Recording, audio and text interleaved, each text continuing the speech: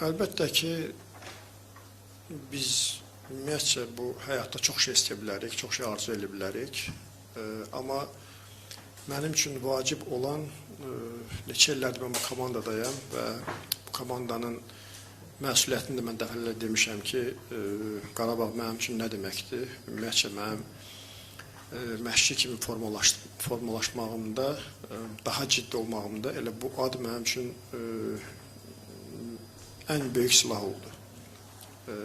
Ola bilərdi ki, mən başqa komandada olardım, ola bilərdi ki, orada da bizim uğurlu nəsillərimiz olsun, amma ola bilərdi ki, orada mən bu dərəcədə illər boyu ciddi ola bilməz idim.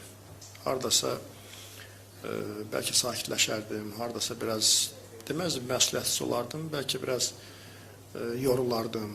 Amma burada, bu komandada, yəni bu ad özü neçə illər bundan qabaq, bu ad məni nə yorulmağa qoydu, nə məsuliyyətsiz olmağa qoydu, nə də inamsız olmağa qoydu. Və mənim üçün ümumiyyətcə bu komanda hədəfim bu komandanı sağlam qorub saxlamaq idi, stabil qorub saxlamaq idi.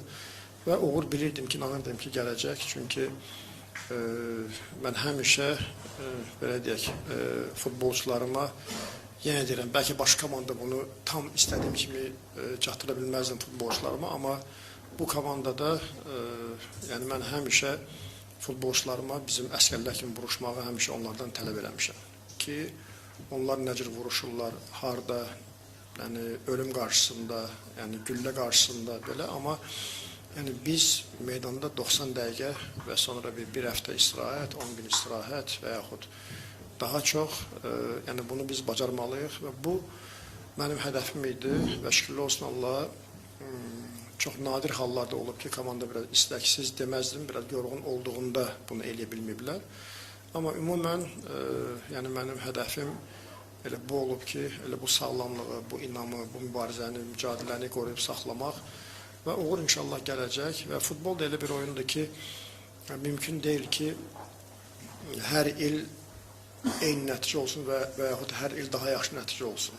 Çünki biz görmüşük ki, böyük klublar, kral klublar, hansı ki, əgər bu il çempion olurlarsa Premier Liqada, məsələn, İngiltərədə görsən gələn çempion ola bilmirlər və yaxud bu il Çempionlar Liqasını uda bilirlərsə, niyə gələni uda bilmirlər? Çünki hamı inkişaf edir, hamı daha yenilik axtarır, yəni hamı bunu istəyir.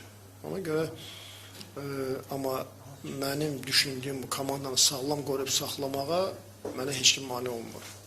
Yəni rəqib komandalar, onlar mənə mane olmurlar. Ona görə mənim hədəfim budur və ona görə həmişə, hətta transferlərdə belə görürsünüz ki, bəzən az transfer edirik, bəzən futbolçunu daha çox araşdırırıq. Çünki bizim üçün çox vacibdir ki, bu komandamıza, kollektivizə gələn futbolçu komandadakı əhvalı korlasın. Və bu mənim hədəfimdir, amma əlbəttə ki, indi qarşılığını Allah verəcək.